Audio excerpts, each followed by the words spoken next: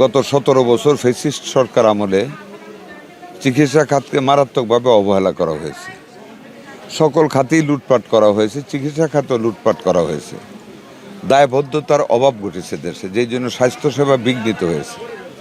আমরা প্রত্যেকটা উপজেলা আকস্মিক পরিদর্শন দিয়ে দেখছি এটাই, যেমন অনেক জায়গায় অ্যান্টি রেবিস ভ্যাকসিন বিক্রি করে ফেলা হতো। আমরা দায়িত্ব গ্রহণের পরেই এগুলি আমরা শুনেছি। অ্যান্টি স্নেক ভেনম বিক্রি করে ফেলা হতো, রুগীদেরকে ওষুধ দিত না, ডাক্তাররা নিয়মিত আসতেন না, খারাপ আচরণ করতেন নার্স ডাক্তাররা মানুষের সাথে। এগুলি অনেকগুলি পুঞ্জীভূত সমস্যা আমরা দায়িত্ব গ্রহণ করে বিভিন্ন অফিসে নোট পেয়েছি, বিভিন্ন জায়গা থেকে রিপোর্ট পেয়েছি। এই জিনিসগুলি দেখার জন্য আমরা দায়িত্ব গ্রহণ করার পর থেকে মাননীয় প্রধানমন্ত্রীর নির্দেশে সারা দেশের বিভিন্ন হসপিটালে আমরা কোনো সময় অকস্মাৎ পরিদর্শন করি। আপনারা নিশ্চয়ই শুনেছেন আমরা স্বাস্থ্য পদ্ধতিটা চেঞ্জ করে দিচ্ছি।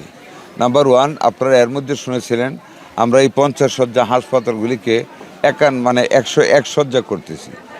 আমরা আরও একটা স্টেপ গত ক্যাবিনেট মিটিংয়ে, গত পরশুদিনের মিটিংয়ে বৃহস্পতিবার মাননীয় প্রধানমন্ত্রীর সাথে আমরা এই জায়গাটাকে আমরা 9 তলা বিশিষ্ট 151 শয্যা বিশিষ্ট হাসপাতালে রূপান্তরিত করতে যাচ্ছি।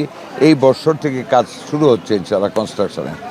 একবারে আমরা সবগুলি উপজেলা পারবো না, 3টা পর্যায়ে 3 বছরে আমরা সকলগুলি হাসপাতালগুলিকে আমরা 151 শয্যায় নিয়ে যাব।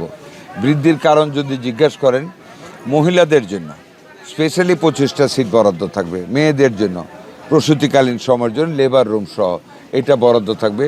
20টা সিট বরাদ্দ থাকবে শুধু শিশু সেবা দেওয়ার জন্য, আর 10টা সিট থাকবে আমরা ভবিষ্যতে 2 বছর পর থেকে এখানে ডায়ালাইসিসও করাবো কিডনির, যাতে আমাদের রুগীদের যারা কিডনি রুগী তাদের যাতে বাইরে না যেতে হয়, আমরা ডায়ালাইসিসের ব্যবস্থা এইখানেই করব।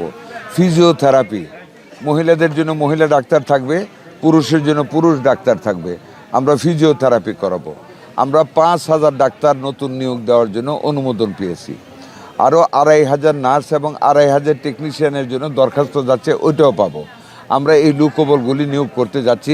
প্রত্যেকটা উপজেলায় আমরা আরও পর্যাপ্ত পরিমাণে ডাক্তার আগামী 6 মাস পর থেকে আমরা দেওয়া শুরু করবো ইনশাআল্লাহ। এছাড়া আমাদের প্রত্যেকটা ইউনিয়নে, আপনারা শুনে খুশি হবেন, আমরা ইউনিয়নে একটা হেলথ সেন্টার থাকবে। ইউনিয়নে প্রত্যেকটা ইউনিয়নে বিল্ডিং করতে যাচ্ছি, নতুন হেলথ সেন্টার থাকবে, ডাক্তার থাকবে, নার্স আয়া সব থাকবে। এদের অধীনে প্রতি 3টে ইউনিয়নের একটা হেলথ ওয়েলবিং সেন্টার হবে, স্বাস্থ্য কল্যাণ কেন্দ্র। 3টে ওয়ার্ডকে এক করে একটা সেন্টার হবে। ওইখানে আমাদের মিডওয়াইফ থাকবে, আমাদের কেয়ার গিভার থাকবে। তারা বাড়ি বাড়ি গিয়ে হেলথ স্ক্রিনিং করবে, হাই প্রেশার দেখবে, লো প্রেশার দেখবে, ব্রেস্ট ক্যান্সার প্রাইমারি টেস্ট করবে, ইউটেরাস ক্যান্সার প্রাইমারি টেস্ট করবে, বা তাদের ব্লাড টেস্ট করবে, ব্লাড অ্যানালাইজার নিয়ে কোনো অসুবিধা আছে কিনা, হলে ইউনিয়নে রেফার করবে। ওইখান থেকে হেলথ কার্ড দেওয়া হবে, ইউনিয়নে রেফার করবে।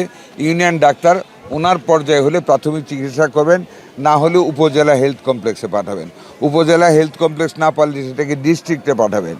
ডিস্ট্রিক্টের পক্ষে সম্ভব না হলে টারশিয়ারি লেভেলে পাঠাবে, একেবারে যে কেন্দ্রীয়ভাবে।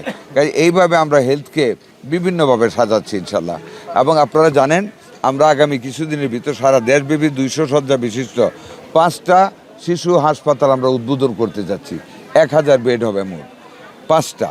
এবং আমরা মহিলাদের জন্য 8টা বিভাগে 8টা ক্যান্সার ইনস্টিটিউট আমাদের অলরেডি কাজ চলছে, আমরা এইগুলো উদ্বোধন করব।